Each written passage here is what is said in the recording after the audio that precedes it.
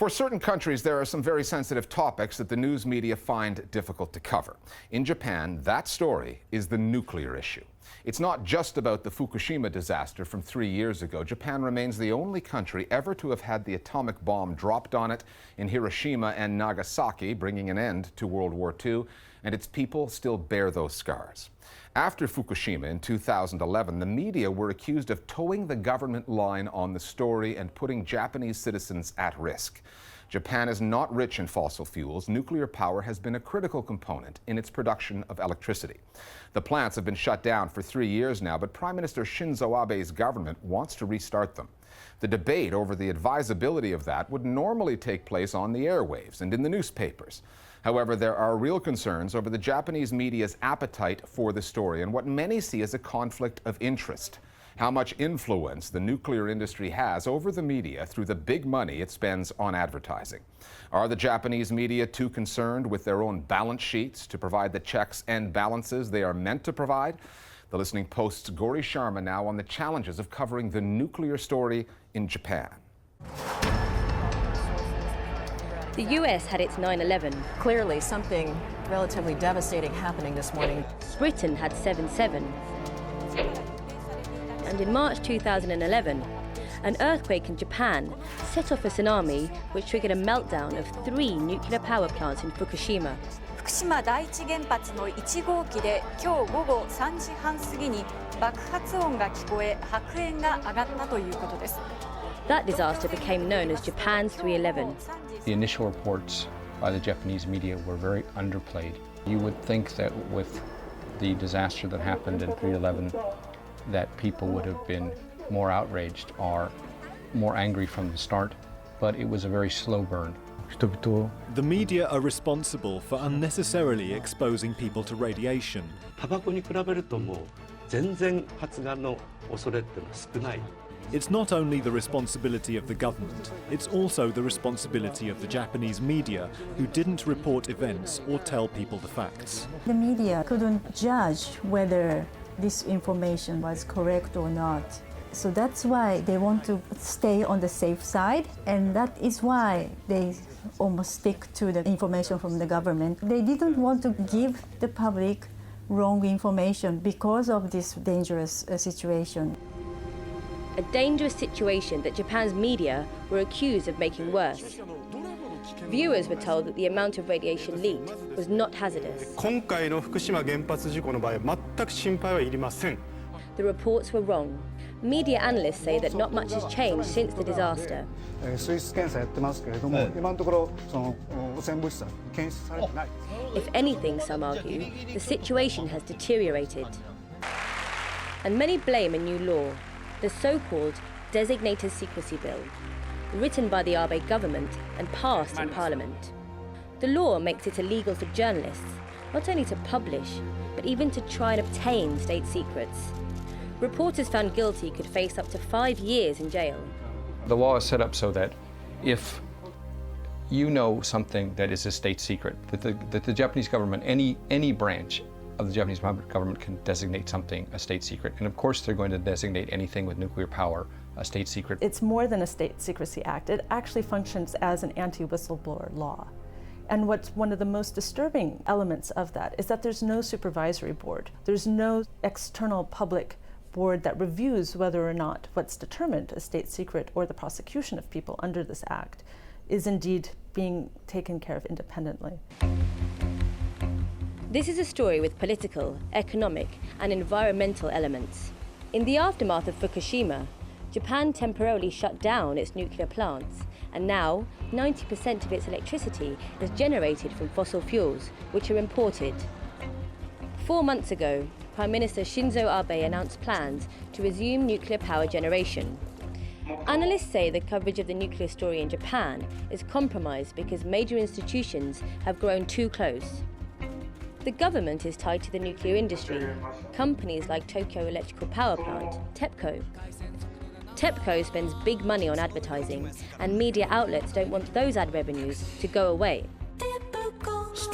Advertising budgets are one of the most important ways that industries exert pressure on the media in Japan, and the electricity companies are very much involved in this. Their industry advertising budget is about 70 billion yen each year. And TEPCO spends about 20 billion yen each year on advertising alone. Media outlets are very concerned about this crucial source of funding. Japan's nuclear energy industry is controlled by the IAEA. The experts and journalists under the control of the IAEA write articles and reports. They aim to restart the nuclear power plants, which are currently not operating. This is the mission that the specialists have been given by the government.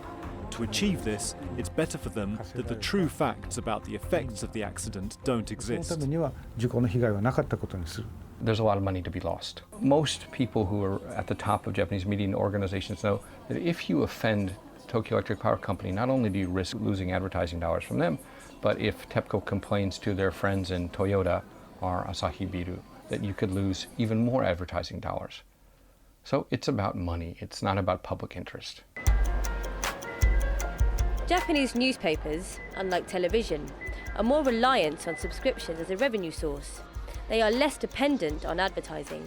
Usually, Japan has a vibrant media landscape, which operates on what is known as the Keisha Club system, associations of journalists given access to government and business officials. There are 5 terrestrial TV channels, the biggest one being NHK, funded by citizens who pay an annual license fee. But in recent months, it's had to fend off criticism. In January, veteran NHK radio commentator Toru Kikita resigned after 20 years amid accusations that the broadcaster told him not to discuss nuclear power on his show until after an upcoming election.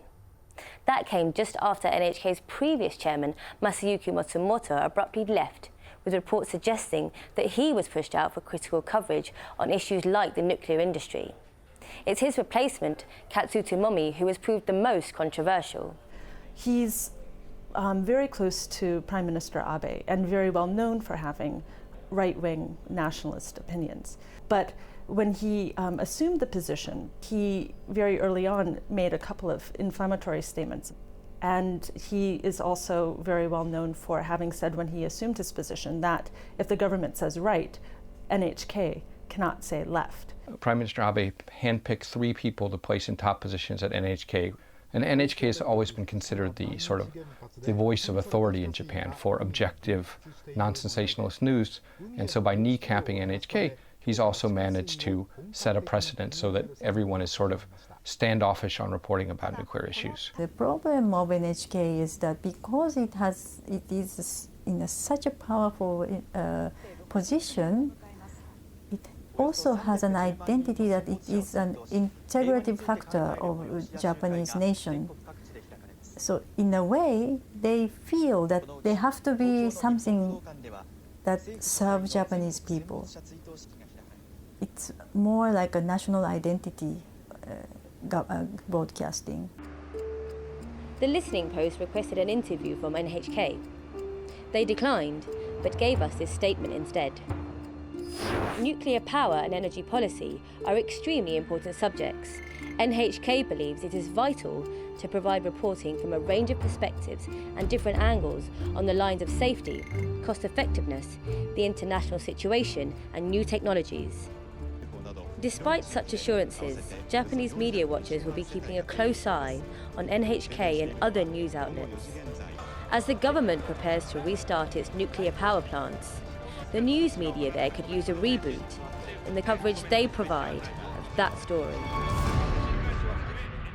More Global Village Voices now on journalism in Japan and the post-Fukushima nuclear story.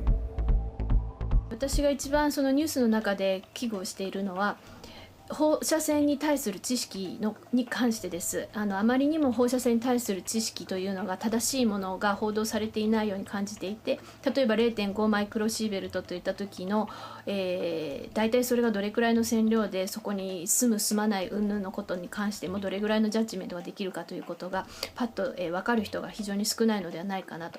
Journalists in Japan are somehow under control. They are very careful not to cross certain lines, and self-censorship is quite common.